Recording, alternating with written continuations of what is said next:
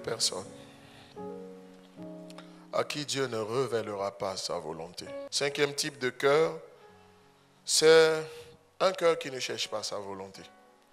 Donc ça signifie tout simplement que Dieu ne vous révélera pas sa volonté si vous ne cherchez pas sa volonté.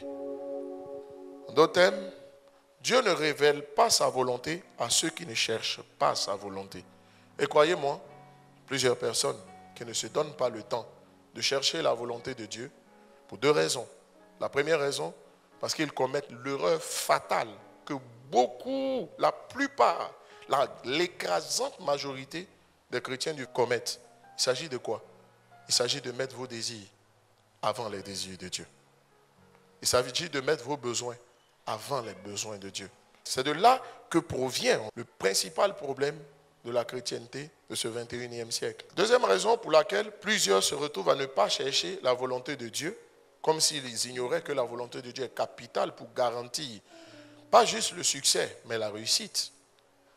C'est parce que tout simplement, on n'a pas compris le vrai sens de la prière selon Dieu. Quelle est la prière que Dieu agrée? C'est quoi la prière selon le cœur de Dieu? La prière selon le cœur de Dieu, ou la prière selon Dieu, consiste premièrement, dans la première phase, à discerner quelle est la volonté de Dieu, et dans la deuxième phase, à prier en fonction de cette volonté. En Jean chapitre donc 5, versets 19 à 20, Jésus dit ceci, il dit en vérité, le Fils ne peut rien, le Fils ne peut rien faire de lui-même. Pendant longtemps, je voulais m'imposer le fait que c'est neveu. Non, ce n'est pas neveu. Le Fils ne peut. Quoi qu'il ait reçu l'appel, le mandat et l'onction et le revêtement, il ne peut rien faire. Ce n'est pas juste par sagesse. Il ne peut rien faire. Ce n'est pas il ne veut, c'est il ne peut rien faire. Jésus même Jésus ne peut rien faire. Regardez, ce n'est pas ne veut, c'est ne peut. Pouvoir, c'est la capacité à produire un résultat. Jésus dit, je ne peux pas produire de résultat de par moi-même. Même, quand bien même j'ai été oint, quand bien même je suis Dieu, quand bien même j'ai reçu le mandat. Ça veut dire qu'on peut trouver des gens qui sont capables, très excellents dans leur domaine, mais ils ne pourront pas obtenir un certain résultat. Vous savez pourquoi? Parce que simplement ils ne se sont pas donné le temps de voir le Père faire. En réalité, il dit, et tout ce que le Père fait, le Fils le fait aussi pareillement. Ça veut dire quoi? Il faut que le Père fait avant que le Fils n'ait la capacité de pouvoir le faire. En fait, le Fils ne fait que reproduire ce que le Père fait. Le Père fait dans les cieux et le Fils le reproduit sur la terre. Au verset 20, il va dire ceci. Car le Père aime le Fils et il lui montre tout ce qu'il fait. Or, le Fils est le prototokos de la nouvelle création. Prototokos signifie prototype. Il est le premier-né, le chef de file. C'est comme quelqu'un qui dit, celui-ci est mon fils aîné. Quand tu as un seul enfant, tu ne dis pas c'est mon fils aîné. Quand tu dis c'est mon fils aîné, ça veut dire qu'au moins, tu as au moins un deuxième fils.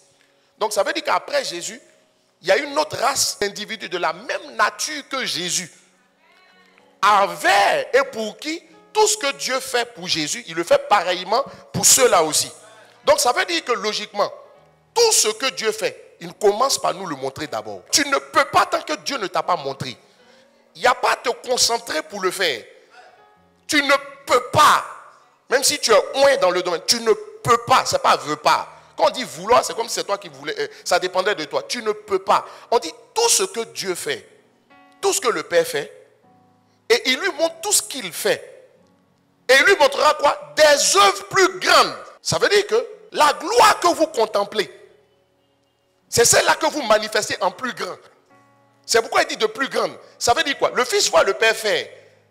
Et comme le Fils s'est donné le temps de contempler ce que le Père fait, cette gloire, cette manifestation qu'il a vu Dieu faire, il la manifeste en plus grand. Parce que le principe veut que tu es transformé de gloire en gloire, de mieux en mieux. Ça veut dire quoi? Il y a une multiplication de ce que tu vois tant que tu l'as pu le voir. Et Dieu, comme il le montre au Fils, il est prêt à le montrer à tout le monde. En fait, il le montre à tout le monde, mais tu ne regardes pas. Souvent, tu peux être dans un endroit et puis tu es en train de regarder, tu as les yeux sur la télé, n'est-ce pas? Tu regardes la télé et puis après quand on dit Paul, tu dis oui, oui. Ou bien ta femme vient et dit, mais explique-moi le film. Et puis tu dis non, le film est puissant. Hein? Elle dit, explique-moi le film. En fait, tu étais devant la télé, mais tu n'as pas vu. Tu ne regardais pas la télé. Tout ce que Dieu fait, il vous le montre. Mais je vais vous dire quelque chose aussi qui est fort. Vous savez pourquoi le Fils ne peut pas? Parce que ce que Dieu n'a pas fait, aucun être humain ne peut le faire. Ce passage-là, au verset 19, est aussi en train de nous dire qu'en réalité, quand Dieu vous fait une promesse, c'est parce que la promesse est déjà accomplie qu'il vous l'a fait. Pourquoi? Parce qu'il dit, le Fils ne fait que ce qu'il voit le Père faire. Ça veut dire que le Père a déjà fait. Le Père a déjà fait. Quand on vous donne une prophétie, c'est déjà accompli. Mais parce que, pour que le prophète là, ait pu voir, ou bien pour que l'homme de Dieu, pour que la personne ait pu voir, c'est parce que Dieu a déjà fait. Donc une promesse, ce n'est pas quelque chose qui doit s'accomplir. C'est quelque chose qui est déjà accompli, mais qui doit juste se manifester. Est-ce que vous vous rendez compte que pour que ça marche, il faut que Dieu t'ait montré d'abord. Dieu peut te montrer sans que tu n'aies regardé. Et c'est la base de la frustration dans la vie de plusieurs. Jusqu'à aujourd'hui.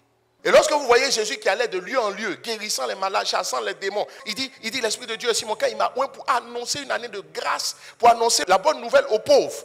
Il y a une solution pour les pauvres, guérir ceux qui ont le cœur brisé, rendre libres les captifs, annoncer une année de grâce de la part du Seigneur. Quand vous finissez de lire ça, vous dites que Jésus est venu résoudre les problèmes. Oui. Donc, sans vous rendre compte, si vous dites qu'il est venu résoudre les problèmes, c'est juste. Mais à partir de quand il résout les problèmes? Parce qu'il y a le timing de Dieu.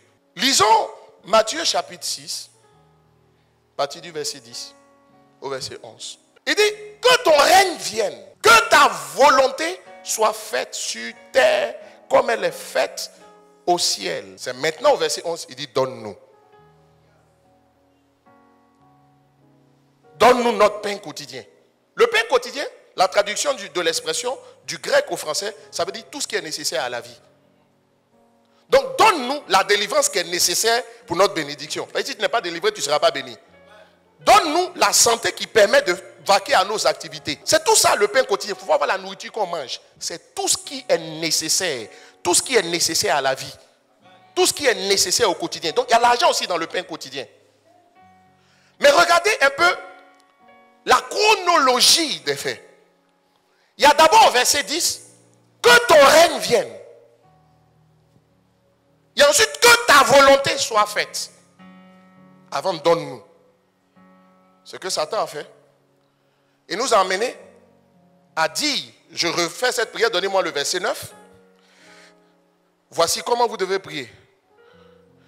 Notre Père qui est au ciel, que ton nom soit sanctifié. Allons au verset 11. Donne-nous aujourd'hui notre pain quotidien. Donne-moi le verset 12. Pardonne-nous nos offenses comme nous pardonnons aussi à ceux qui nous ont offensés. Et ne nous soumets pas à la tentation, mais délivre-nous du malin. Et ensuite, on vient au verset 10. Que ton règne vienne et que ta volonté soit faite. En fait, ce que nous on fait, on dit à Dieu, il faut que notre volonté soit faite d'abord. Il faut que Dieu garantisse nos intérêts d'abord, avant de penser à ses intérêts. Il faut que tu saches une chose. Tant que tu n'as pas travaillé à ce que le règne de Dieu vienne et que sa volonté soit faite, oublie ton pain quotidien. Dieu ne te donnera pas. Chers amis, quand vous mettez vos désirs avant les désirs de Dieu, vous pouvez être sûr que vos désirs ne seront pas comblés par Dieu. Dieu s'occupe de ce qui vous préoccupe quand vous commencez par vous occuper de ce qui le préoccupe. Cette prière du Notre Père, dans ces versets 9 jusqu'à 11, est là pour nous dire une chose, que Dieu se préoccupe, sinon s'occupe de ce qui vous préoccupe, quand vous commencez d'abord par vous occuper de ce qui le préoccupe. Mais l'évangile d'aujourd'hui, on s'occupe de ce qui nous préoccupe. Mais on demande à Dieu de s'occuper de ce qui nous préoccupe, alors que nous, on ne s'occupe pas de ce qui le préoccupe d'abord. Et c'est là le problème. Pourquoi? Parce que dès l'instant où vous êtes omnibulé, dès l'instant où vous êtes absorbé, vous êtes concentré sur la satisfaction de vos besoins, chers amis, tout ce qui va vous empêcher d'aboutir à la satisfaction de vos besoins, vous les considérez comme un ennemi. Supposons que tu as arrêté de faire quelque chose et que tu saches véritablement que telle personne, par ses conseils, va t'empêcher de faire ce que tu veux faire ou ce que tu as arrêté de faire. Je te pose une question. Est-ce que tu vas aller prendre conseil chez lui? Quand tu as résolu de faire quelque chose, en général, tu t'approches de tous ceux qui vont t'encourager à faire la chose. Si tu sais que quelqu'un peut, par son avis ou ses conseils, te décourager, tu sais quoi? Tu t'éloignes de la personne, tu ne vas pas chercher ses conseils et tu fermes tes oreilles à ce que la personne peut te dire. Pourquoi? Parce qu'elle devient un obstacle à la satisfaction de tes besoins. Quand on met nos besoins avant les intérêts de Dieu, la seule chose qu'on poursuit, c'est leur satisfaction. Or, comme on poursuit leur satisfaction et qu'on tient à leur satisfaction, la volonté de Dieu peut sonner la fin de leur satisfaction.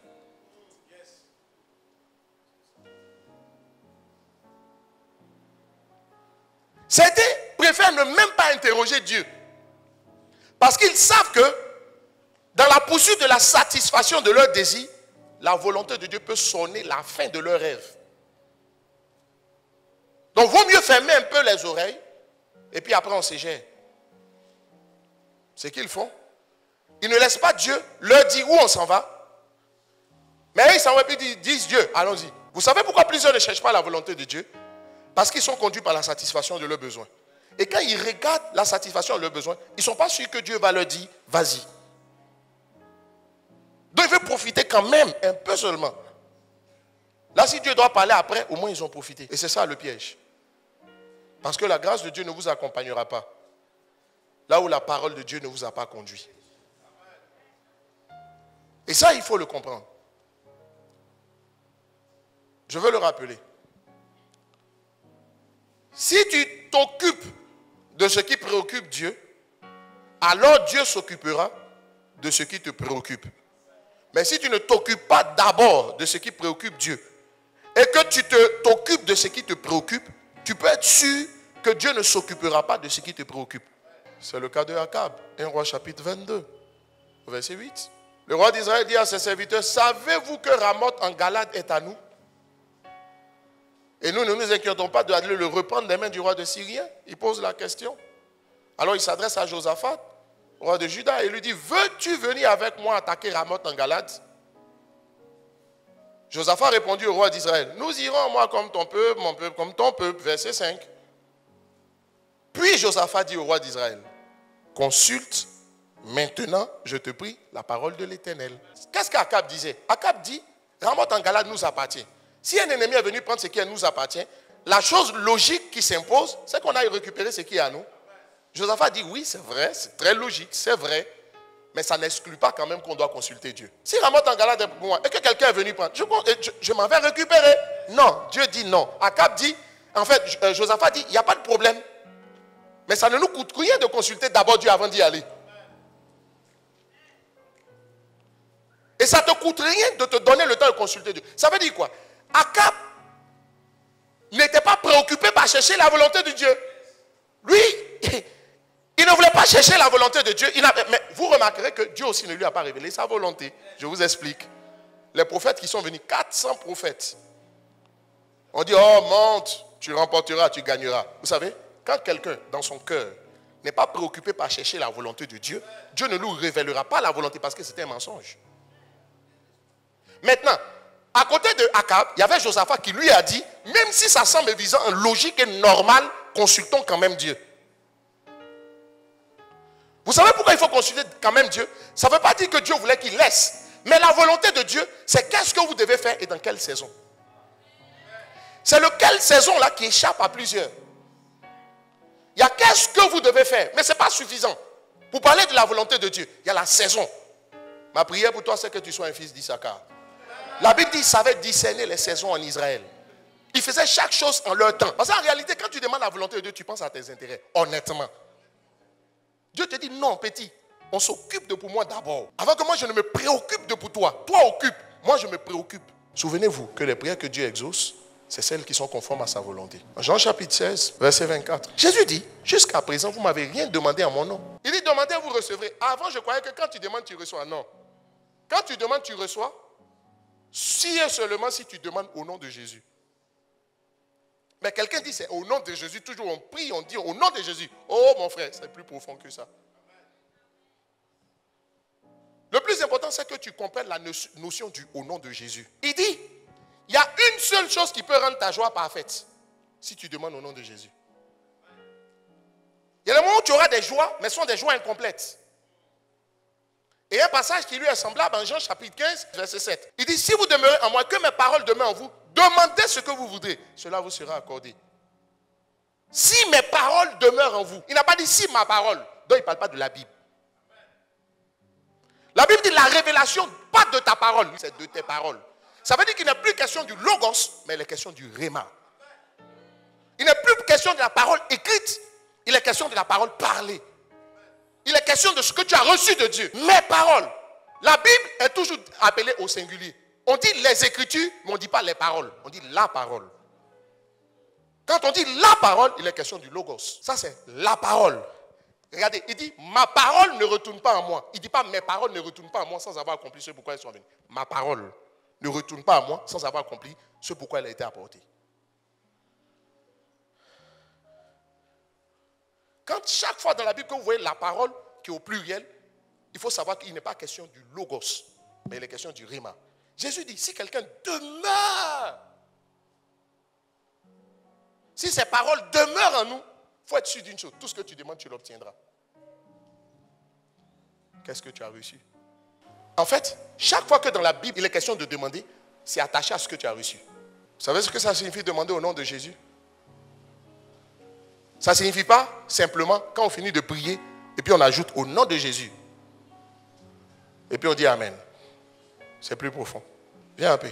Tu vas aller trouver Madame Demine et tu vas dire à l'abbé Demine de ma part que lors de mon voyage, je souhaite qu'il prenne toutes les dispositions utiles afin qu'on achève les dernières retouches en ce qui concerne le temps. On commencera par s'occuper de mon bureau. On va refaire la peinture telle que je l'ai indiqué. Et ensuite, on meublera le bureau.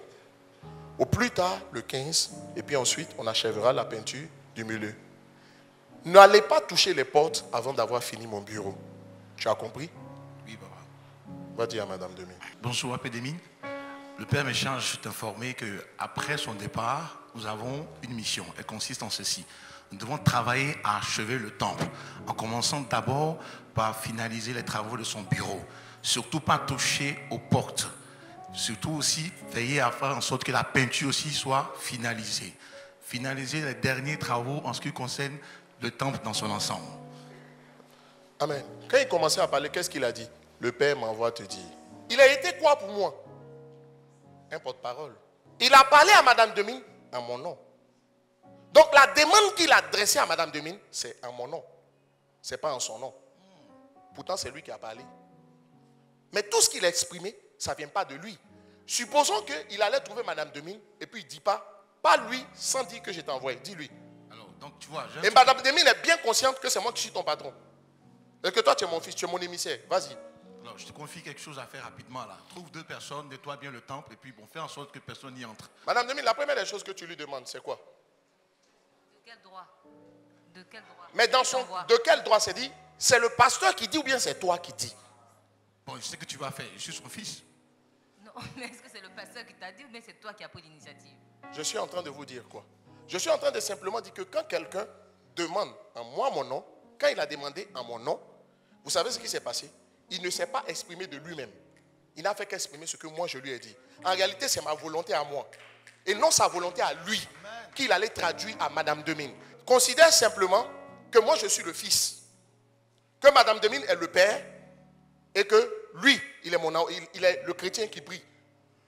Le chrétien qui prie, il va dire au Père, parce que Jésus demandait au Père au nom de Jésus, il va dire au Père ce que le Fils lui a déjà demandé de dire au Père. C'est ce que le Fils veut pour lui, qu'il s'en va dire au Père. Mais il ne va pas dire au Père ce qu'il veut pour lui-même, au Père. Sinon, le Père lui demande. Moi, je le connais comme un souverain sacrificateur.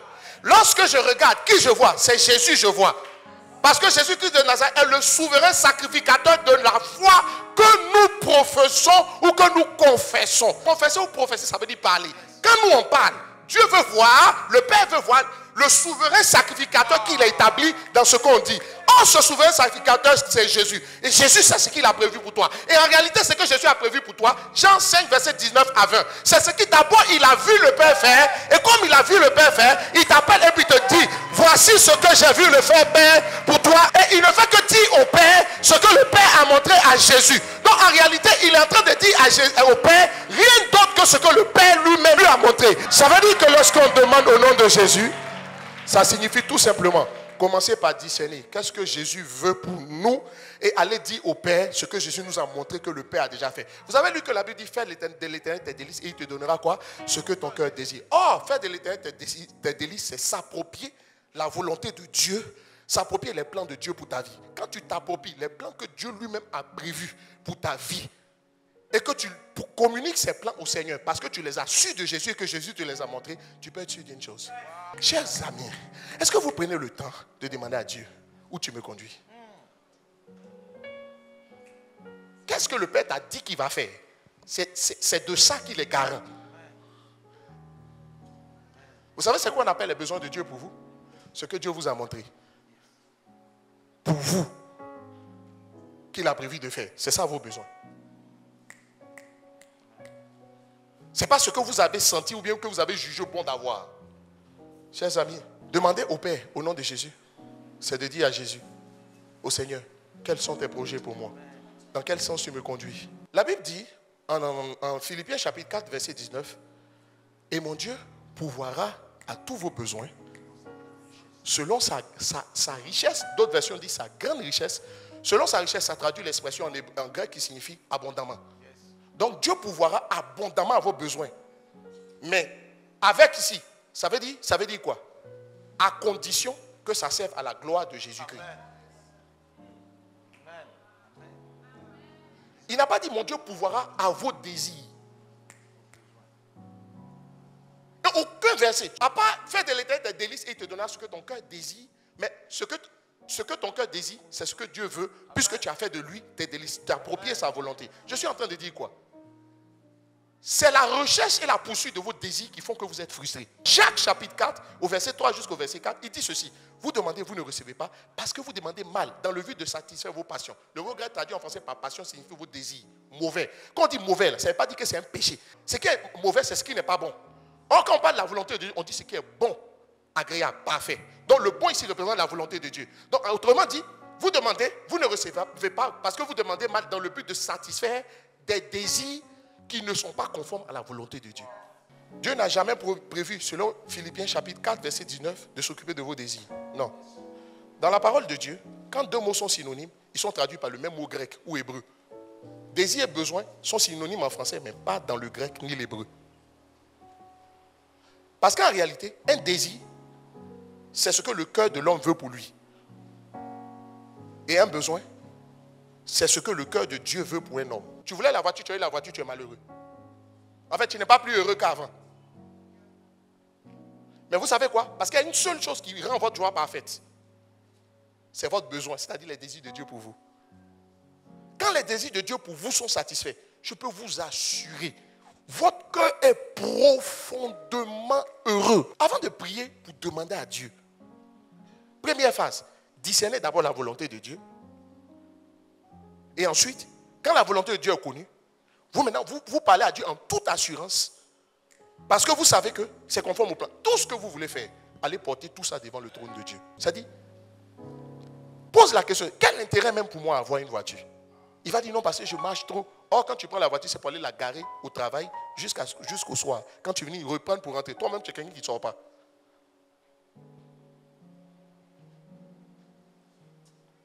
Le mot besoin signifie ce qui sert à. Donc ça veut dire qu'un besoin par définition a une utilité incontournable. Un désir, là, vous pouvez vous en passer. Mais malheureusement, le diable vous dit que si ce n'est pas là, votre joie ne sera pas parfaite. Mais vous l'avez pour constater qu'en fait, votre joie n'est pas devenue parfaite. Mais avant de dire à Dieu, parle-moi, et il te parlera. Dis au Seigneur, Seigneur, voici les choses qui sont là. Je pense que c'est utile. Dis-moi, toi-même pose-toi la question. Quelle est la vraie utilité de telles choses, moi? Il y a des choses qui vont quitter sur ta liste. Maintenant, l'étape suprême, c'est de dire au Seigneur, Seigneur, dis-moi. Il y a des choses que le Seigneur va vous indiquer. il y a des choses aussi que directement le Seigneur ne va pas vous indiquer. Maintenant, les choses qu'il ne vous a pas directement indiquées, quand vous allez prier, vous allez dire, Seigneur, voici ce à quoi je tiens le plus. Je tiens à telle chose. Fais-le pour moi. Mais si ça ne fait pas partie de ce que tu as prévu de faire, ne le fais pas. Chers amis, réalisez avec Dieu. Vous êtes qualifiés pour avoir lorsque vous n'avez aucun mal à lâcher ce que vous avez eu. Le mot donner signifie, dans l'hébreu, ça signifie prêter. Le mot hébreu traduit en français par donner, là, ça signifie prêter. En réalité, quand tu dis Dieu m'a béni, Dieu t'a prêté quelque chose. Si t'a prêté, un jour, il va venir te prendre. Ça veut dire qu'un jour, si tu comprends le sens de ce que je dis, il faut te dire qu'en fait, tu es en train de jouir de ça momentanément. Quand tu raisonnes comme ça, tu te dis à tout moment, on peut le prendre. Donc autant ne pas être attaché. Dieu ne te donnera pas quelque chose si tu es attaché à ça. Et c'est là que vous comprenez le Jacques chapitre 4, verset 3. Parce que ce qui te passionne, c'est ce qui t'empêche de dormir. Ça t'omnibule. Et regardez la phrase 4, verset 4 qui suit. Au verset 4 de ce passage, il dit adultère que vous êtes. Comment ils sont devenus adultères? Ils ont couché avec la femme de qui? Mais l'adultère, c'est celui qui trompe son conjoint. Nous sommes l'épouse de Christ. Jésus est en train de dire, si vous vous attachez à quelque chose plus qu'à moi, je ne veux pas vous donner, parce que ça, là, ça va vous séparer de moi. Pourquoi est-ce que Dieu a multiplié Job et lui a donné le double de ce qu'il avait? En fait, Satan, il allait faire un mauvais rapport. Il dit, ce Job-là, il est attaché au matériel. Dieu dit, tu ne connais pas Job. Il dit, attends. Quand il a tout pris, la femme de Job qui était attachée au matériel, qui dit non. Elle dit non, maudit Dieu est mort. Il dit, femme insensée. Et vous savez quoi? Job dit non, je ne vais pas maudire Dieu. Ce que j'ai là, en fait, Dieu me l'a prêté. S'il m'a prêté, qu'un jour il dit de prendre, il veut prendre. C'est quoi que le problème? Abraham a compris que Dieu lui avait prêté Isaac.